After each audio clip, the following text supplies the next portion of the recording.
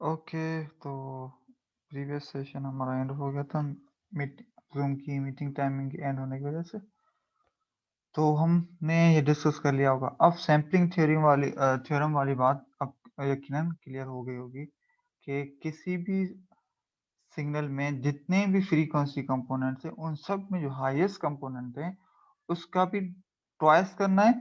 तो ट्वाइस करेंगे तो जो भी फ्रीक्वेंसी आएगी तो मिनिमम उतनी फ्रीक्वेंसी होनी चाहिए सैम्पलिंग करने के लिए तो एनालॉग सिग्नल को डिस्क्रीट टाइम में। ये बात अब यकीनन क्लियर हो जानी चाहिए कि आप लोगों को कि सैम्पलिंग थ्योरम का जो मतलब क्या है, ये क्यों करते हैं। अगेन मैं रिपीट कर रहा हूँ कि इसलिए करते हैं ताकि जब हम रिकवर कर रहे हो सिग्नल को दोबारा डिजिटल से एनालॉग में जब कन्वर्ट कर रहे हो तो वो सिग्नल जो ओरिजिनल जो भी है वो प्रॉपर तरीके से सही से वो इंफॉर्मेशन रिकवर हो सके। ऐसे ही जैसे मिसालों में जो अभी बोल रहा हूँ, अगर इसको सही जो क्या कहते हैं कि फ्रीक्वेंसी पे सैंपल नहीं किया गया होगा तो आपके पास वो जब रिकवर हो रहा होगा सिग्नल तो वो प्रॉपर तरीके से वो इंफॉर्मेशन या जो मैं बोल रहा हूँ वो नहीं होगा। ऐसे ही होगा कि जैसे मिसाल तौर आप म्यूजिक चला रहे हैं और गाने में एक उसने जो जो भी उसका म्यूजिक चला रहा होगा गलत तरीके से नॉइस आ जाए। सैंपल हो रहा होगा तो आपके पास रिसीविंग एंड पे वो म्यूजिक ही सुनने में नहीं आएगा, वो कुछ और ही अजीब सा साउंड बन जाएगा। तो ये सबसे ज्यादा इससे इसकी इम्पोर्टेंस है आपकी सैम्पलिंग थ्योरम की। बात क्लियर हो गई? ठीक है, बाकी जो आपका कह रहे थे कि इसका जो हम जो साइकोमेट्रिक लेवल पे जो हम इसको देखेंगे वो लैब में इंशाल्लाह मैं इस लैब को कोशिश करूंगा कि साउंड को मेटलैब में हम किस साउंड का कोई सैंपल लेंगे उसको हम प्ले करेंगे और उसी तरीके का कोई सिनेरियो बनाएंगे जहाँ पे एक विजिबल हम इस चीज का इम्पैक्ट देख सकें कि क्या इम्पैक्ट पड़ता है। ठीक है, जैन क्लियर है बात? सर यहाँ तक तो क्लियर है, लेकिन सर कुछ क्वेश्चंस हैं जो दिमाग के अंदर आ रहे हैं। जी जी बिल्कुल पूछ लें। सर सबसे पहले ये कि इसको मतलब हमें साउंड को चीजों को समझना क्यों जरूरी है, इम्पोर्टेंस क्या है आगे, मतलब इतनी वैल्यू क्यों है समझना। नहीं, साउंड तो मैं एक एग्जांपल लेकिन सिग्नल है। obvious सी बात है कि अगर साउंड क्रिएट नहीं किया जाए तो फिर सामने वाला कोई सुनने सही से सुन नहीं पाए, समझ सकता, ना ट्रांसफर होगी वो वॉइस सही प्रॉपरली। हाँ, मैं साउंड एज नॉर्मल सी चीज है सर ये, लेकिन वही हाँ मैं पूछना चाह रहा हूँ कि हाँ मैं देखो यस। देखो वो मैं बात समझ गया। आप कह रहे हैं हम साउंड तो हम सिर्फ एज ए एग्जांपल ले रहे हैं क्योंकि ये हम समझते हैं कि इसमें कोई भी थोड़ी भी गड़बड़ होती है साउंड में तो हमें वो क्लियर आइडिया हो जाता है उसमें एरर का। ठीक है, इस तरीके से जिस तरह मैंने पिछली स्लाइड में आपको दिखाया था कि सिग्नल्स हर टाइप के सिग्नल को हमें एनालॉग से डिजिटल में कन्वर्ट करना। फॉर सपोज जो टेम्परेचर सेंसर है उस सिग्नल को भी अब एनालॉग से डिजिटल में कन्वर्ट करते हैं। अगर वो प्रॉपर तरीके से सही कन्वर्ट नहीं हुआ होगा तो आपको सही इंफॉर्मेशन उसकी नहीं मिलेगी कि वो था क्या एक्चुअल में उसकी वो टेम्परेचर कितना बता रहा था, सही था भी या नहीं था। ठीक है, इसी तरीके से जो मिसाल तौर आपके पास जो बायोमेडिकल के डिफरेंट सेंसर्स हैं, अब उसकी जो डेटा आप लेके आ रहे हैं उसको सैंपल करके फिर आप डिजिटल सिग्नल प्रोसेसिंग कर रहे हैं तो वो अगर सही सैंपल नहीं हुआ होगा तो अच्छी खासी इंफॉर्मेशन जो माइनर माइनर चीजें भी उसमें लॉस हो जाती हैं तो वो सही तरीके से आपको एक्चुअल इंफॉर्मेशन नहीं मिल पाएगी तो सही डायग्नोज भी नहीं कर पाएंगे आप। ठीक है, तो ये जो साउंड का हम जिस सर एज आप कहाँ पर, सर आप कहाँ पर बता रहे हैं? आपका मैं सवाल नहीं समझा। सर मैंने कहा सर आपका आवाज ही कट कट आ रहा है सर। आई गेस पता नहीं मेरे तरफ नेटवर्क का इशू है, सर यहाँ आपके पास कहीं कोई इशू होगा। आप कोशिश करें आप सर नेटवर्क मेरे पास ये, हाँ, तो मैं सर रिकॉर्डिंग गाँव में रख बैठे हुए हैं सर। ठीक है, रिकॉर्डिंग जो होगी उसको आप सुन लीजिएगा तो आई होप कि बात और भी क्लियर हो जी जाएगी उससे ज्यादा। ठीक है, तो बात क्लियर होगी आपकी जैन?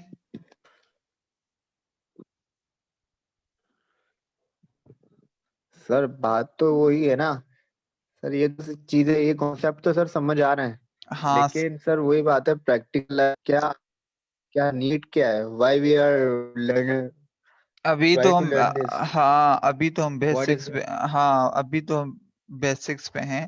अगर सिंपल अगर इलेक्ट्रॉनिक्स की बात करें तो जब हम फ़िल्टर डिज़ाइन कर रहे होते हैं डिफरेंट टाइप्स के, क्योंकि डीएसपी की जो मैंने आपको बताया ना, बहुत सारी एप्लीकेशंस हैं जिनमें हमारे मिसाल तौर वॉइस प्रोसेसिंग, जो डिफरेंट डेटा आ रही है उसको हम जो डिफरेंट सिग्नल्स आ रहे होते हैं उस पे हम प्रोसेसिंग करके उस पे कुछ ना कुछ इन्फॉर्मेशन उसमें से निकालते हैं।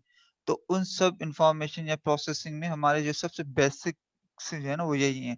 अभी हम इनिशियली बेसिक स्टेजेस पे हैं कि पहले समझ रहे हैं कि चीज़ें टर्मिनोलॉजीज़ क्या-क्या हैं। अभी उसकी एप्लीकेशंस पे भी इंशाल्लाह जब at the end of the course हम पहुँच रहे होंगे, तो फ़िल्टर्स वगैरह हम आईआर, एफआईआर फ़िल्टर्स वगैरह डिज़ाइन कर होंगे, तो आपको और भी बेहतर समझ में आएगा कि क्या फ़ायदा है। ठीक है? तो उसमें उसके हवाले से मैंने पहले भी डिस्कस किया हुआ है लेक्चर्स में, पहले लेक्चर में। मैं दोबारा रिपीट कर रहा हूँ, इसकी एप्लीकेशंस बहुत हैं, मिसाल सोनार, रेडार, वीडियो सिग्नल प्रोसेसिंग।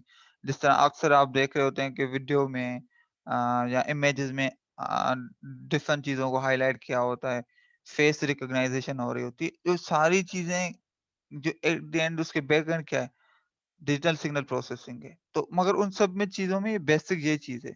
ये जो अभी हम बता रहे हैं ना, ये सारी चीज़ें बहुत बेसिक्स हैं, मगर इक्वली इम्पोर्टेंट है। आई बात समझ में? इमेज प्रोसेसिंग तो देखी हुई आपने देखी होगी।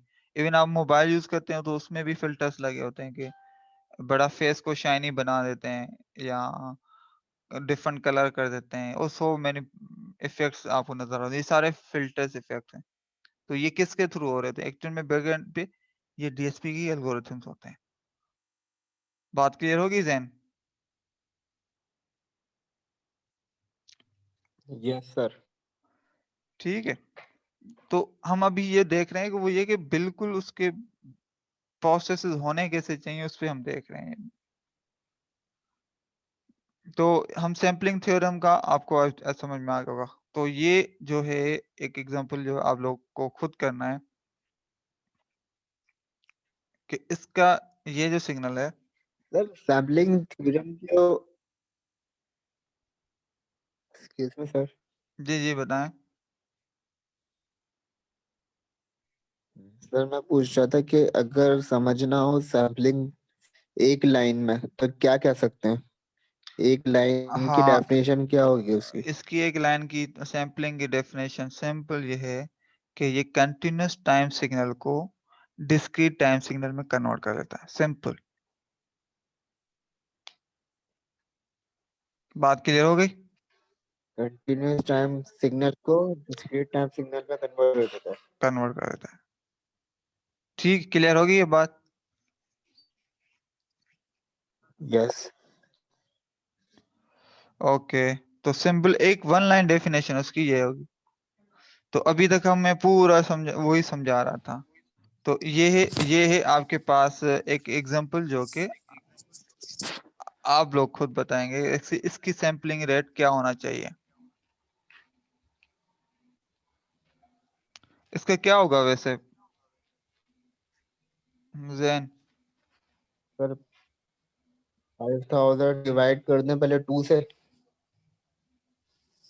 हम्म। सर 5000 को पहले डिवाइड करें 2 से, हाँ फिर मल्टीप्लाई कर दें 2 से, ठीक है। और ये कितना वही सेम ये बन निकल जाएगा। जाएगी। हाँ यही सेम बन जाएगा। ठीक है। सर वही बचेगा। हाँ इसमें यही बचेगा। अगर इस सिग्नल के साथ फॉर सपोज मैं कर दूं एक और यहाँ पर +3 cos और यहाँ पे cos का जो है 10,000, ठीक है, पाई टी। अब मैं पूछूं इस सिग्नल का सैंपलिंग रेट क्या होना चाहिए, तो क्या होगा? सर इसके अंदर एक सिंपल सैम्पलिंग फ्रीक्वेंसी एक नहीं होगी, इसके अंदर दो दो होंगी। सैंपलिंग दो कैसे? इसके अंदर F1 भी होगा, F2 भी होगा। नहीं सर ये फ्री। प्लस है ना बीच के अंदर। हाँ F1 चलो ठीक है, आपके हिसाब से एक F1 की कुछ वैल्यू आई, ठीक है, F2 की कुछ वैल्यू। अब यही तो इश्यू हो गया ना, दो नहीं होगी, सैंपलिंग तो एक ही होता है। जिस तरह मैं फॉर सर अब सपोज दोनों को प्लस कर दो दोनों को।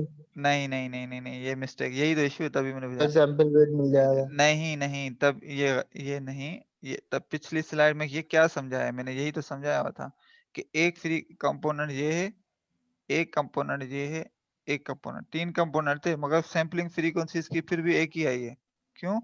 हम इसमें देखेंगे तो सबसे हाईएस्ट फ्रीक्वेंसी कंपोनेंट किसका है, तो इस कंपोनेंट का 25 था, इसका 150, इसका 50 था, मगर इसमें जो हाईएस्ट क्या था 150 था, तो हमने वो पिक किया। जो मैं आपको कह रहा था ना कि सैंपलिंग फ्रीक्वेंसी, सैंपलिंग थ्योरम क्या कहता है कि हाईएस्ट फ्रीक्वेंसी कंपोनेंट जो भी आपके सिग्नल में है उसका भी ट्वाइस करना हो करते हैं। अब बात क्लियर होगी जैन?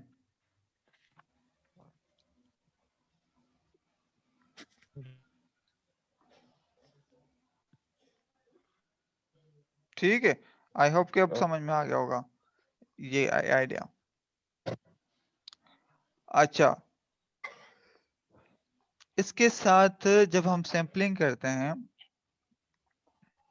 इसके साथ एक दूसरा प्रॉब्लम होता है जिसको हम कहते हैं एलियासिंग। एलियासिंग क्या होता है या इसको क्या कहते हैं, तो उसको सिंपल वर्ड्स में जिस तरह आप कहते हैं ना वन लाइनर में बोले, मगर उससे पहले मैं आपको एक सिनेरियो बताना चाह रहा हूँ। कभी कभी आपने देखा होगा कि कोई चीज रोटेटिंग चीज होती है, जिस तरह के गाड़ियों के टायर्स या कौन सी ऐसी चीज होती है, वो मतलब स्पीड फॉरवर्ड मोड में नजर आ रही होती है, मगर उस पे जो चीजें जो शो हो रही होती है ना हमें रियल लाइफ में, ऐसे फील हो रहा था कि वो बैक एंड मूव हो रही है। ऐसे कभी कोई सिनेरियो ऑब्जर्व किया आपने टीवी पे या कहीं पे? सर असल में ये सब जब होता है हेलीकॉप्टर्स होते हैं फिल्म्स में, उस पे भी ऐसा लगता है। हाँ एग्जैक्टली ऐसे ही सिनेरियो। ठीक है, ये जो सिनेरियो बिल्कुल सर ऐसे अक्सर, गाड़ियों के व्हील में भी यही होता है। हाँ मैं बिल्कुल वही पूछना चाह रहा था, बिल्कुल वही कि ऐसा सिनेरियो अक्सर ना हम देखते हैं। ये तो हो गया इमेजेस के सेंस में ना कि जो कि हम विजिबल देख रहे हैं, तो सिग्नल्स में भी कुछ एक इस तरह का सिनेरियो आता है। अच्छा, यहाँ पे एग्जांपल एक वो ट्रेन का दिया हुआ है। ठीक है, ट्रेन है मिसाल दो 25 फ्रेम्स पर सेकंड के हिसाब से एक मूवी का जो ट्रेन का व्हील जो है ना वो शॉट किया गया है, जिस तरह होता है ना एक मोटर कैमरा, में होता है। हाँ कैमरा के रोटेशन का कुछ ना कुछ वो होता है हमेशा, सैम्पलिंग रेट होता है ना। अक्सर आप कैमरा की स्पेसिफिकेशन देखते हैं मूवी की, तो उसमें लिखा होता है कि इतने फ्रेम पर सेकंड होता है, और जितने ज्यादा फ्रेम पर सेकंड होता है वो उतनी ज्यादा एमबी की वो मूवी या जो भी चीज है ज्यादा होती है। ठीक है, तो एक खास स्पेसिफिक ट्रेन पे फ्रेम्स में वो अगर होगा तो वो ऐसे लग रहा था कलाक वाइज, मगर उससे भी ज्यादा अगर मैं चलो ट्रेन ज्यादा एक्सीलरेट होना शुरू हो जाती है तो ऐसे फील लगेगा कि ट्रेन के जो ना टायर्स, या जिस तरह आप कह रहे थे गाड़ी के टायर्स जो ना, ऐसे फील होता है जैसे कि वो जो है ना बैकवर्ड हो रहे हो। ठीक है, तो ये क्यों होती है, इसको हम कहते हैं frequency miss identification due to the low sampling frequency. ठीक है, अब इसको और दूसरे सिनेरियो में इसको समझाऊं। ये तो पूरा जो है ना उसने ह्यूमन आई के हिसाब से समझाया हुआ है, क्योंकि हमारे जो ह्यूमन आई है कि वो मोस्टली वो होता है वो 50 या 60 हर्ट्ज के जो दरमियान जो भी चीजें होती है उसको नोटिस करती है। ठीक है, जब तक के 50 या 60 हर्ट्ज की चीजें या वो फ्रेम पर सेकंड ना हो तब तक जो है हमें वो नोटिस नहीं करते चीजों को। ये एक ह्यूमन आई आई की साइकोलॉजी में सिंपली जो एलियासिंग को बताऊं, अगर वो जैन के मुताबिक वन लाइनर, तो वो ये हो जाएगा कि हाई फ्रीक्वेंसी कंपोनेंट्स जो हैं वो ऐसे लगते हैं कि जैसे लो फ्रीक्वेंसी कंपोनेंट्स। जिस तरह आपका गाड़ी का टायर तो बहुत तेजी से घूम रहा होता है, मगर ऐसे लग रहा होता है जैसे स्लो स्लो बैकवर्ड। जिस तरह यहाँ यहाँ आपने फवाद ने एग्जांपल दिया, जिस तरह हेलीकॉप्टर के वो जो पर वगैरह होते हैं। बात समझ में आई है? प्रोपेलर जी सर, उसमें भी यही होता है। ठीक है, ऐसे फील हो रहा था जैसे बैकवर्ड हो रहा था, मगर वो एक्चुअल में इतना तो इतने हाई रेट पे वो मूव हो रहे हैं कि हमारी ह्यूमन आई परसीव ऐसे करती है, क्योंकि हमारी एक खास रेट से अगर चीज जो मूव हो रही है ना उसको हम एक खास एंगल से परसीव कर सकते हैं। उससे ज्यादा हो रही है तो फिर हमें वो चीज सही तरीके से वो परसीव नहीं करता हमारा ब्रेन। तो ऐसे फील कर रहे होते हैं जैसे वो बैकवर्ड एक्चुअल में जो है ना पंख घूम रहे हैं। तो सेम सेम तरीके से यहाँ पर हमारे पास भी सिग्नल्स में जब हम सैम्पलिंग कर रहे होते हैं तो ऐसे ही सिनेरियो होता है। क्या होता है कि जो हाई फ्रीक्वेंसी कंपोनेंट्स होते हैं ना सर वो लेकिन ये जो हमारी जो गाड़ियों के टायर होते हैं हम्म, ये इतने ज्यादा तेज भी मूव नहीं कर रहे होते कुछ गाड़ियों में। चले हेलीकॉप्टर्स के जो प्रोपेलर होता है वो तो बहुत तेज घूम रहा होता है और हम्म, वो हमने देखा भी मूवीज में ज्यादातर। सही है। लेकिन अक्सर कभी खुद भी जैसे ड्राइव कर रहे हो गाड़ी और साथ में कोई गाड़ी चल रही हो तो उसके टायर ऐसे ही लगते हैं। वो हाँ, इतनी तेज नहीं जा रही होती बहुत से बहुत 120 130। हाँ हाँ, वो तो वही बता रहा हूँ, असल में हमारे ह्यूमन साइकोलॉजिकल एक तो इम्पैक्ट है ना, हम किस चीज को किस तरह पर अगर कोई जो गाड़ी के उसमें क्या कहते हैं व्हीलर में कोई शाइनी चीज ज्यादा शाइनी लगे होंगे ना, वो थोड़ी जी स्लो भी मूव कर रही होगी तो तभी भी हमें ऐसे फील हो रहा होगा। सही क्यों? सही सही क्योंकि सही। हमारी आय जो है ना वो रिसीव करती है, लाइट के ऊपर काम करती है ना, उस पे लाइट्स पड़ती हैं, तो उसके हिसाब से वो चीजें परसीव करती हैं। और शाइनिंग जो चीज होती है तो उसमें लाइट ज्यादा इमिट हो रही होती है और हमें ज्यादा नजर आ रही होती है ना, तो उसमें हम सही सर थोड़ी सही स्पीड। सही ज्यादातर ज्यादातर वो शाइनी ही होते हैं वो व्हील ठीक है। जिसमें और ऐसा जो होता है। मट्टी सही कह वाले रहे हो ठीक। उसमें होंगे ना, तो उसमें क्योंकि लाइट इतनी ज्यादा उसमें से इमिट नहीं कर रही होती है, तो तो उसमें क्या होगा कि आपकी ह्यूमन आई जो है ना वो बहुत ज्यादा स्पीड में हो तब जाके थोड़ा बहुत क्या कहते हैं कि उसको परसीव करेगी। मगर आइडिया आई मेरा मतलब सिर्फ आइडिया समझाना था कि किस तरीके से हम चीजों को या सिनेरियोस होते हैं। ठीक है, तो वन लाइनर जो आपने कहा था वो यही है, अलियासिंग क्या होता है, causes high frequency signals to appear as a low frequency signal। अब बात समझ में आ गई ये बात? जी सर, जी सर, आगे। चलो गुड। अच्छा, Thank अच्छा, अब ये होता क्यों है? सवाल ये पैदा होता है ना, वो जो हम जो देख रहे हैं वो विजिबल हमारे ह्यूमन you. साइकोलॉजी ठीक है उसके वजह से, मगर स्पेशली जब हम सिग्नल्स की बात करें तो यहाँ पे ऐसे क्यों होता है? वो क्यों होता है जब हम सैम्पलिंग रेट की मैंने जो अभी बात कही थी, हम उस सैम्पलिंग रेट से कम पे जब हम काम कर रहे हो या कम सैम्पलिंग रेट से काम कर रहे हो, ठीक है।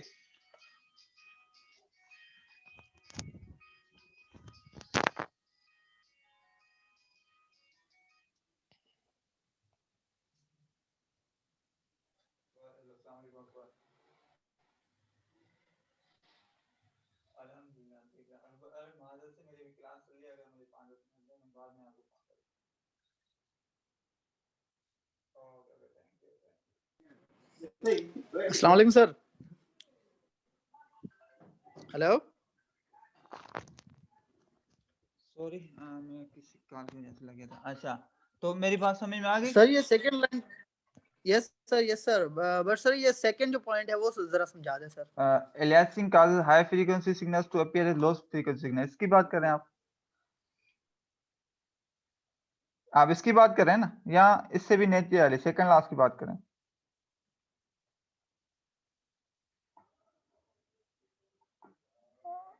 आपका मैं यस सर यस। हाँ, अभी मैं वही डिस्क्राइब कर रहा था ना कि जब हम एक खास चीजें जब स्पीड से रोटेट हो रही होती हैं या उससे भी एक्सीलरेट हो रही होती हैं, तो जिस तरह गाड़ी के व्हील ऐसे फील होता है, बैकवर्ड हो रहा होता है, तो वो क्या होता है, सिमिलरली सिनेरियो जो सिग्नल्स में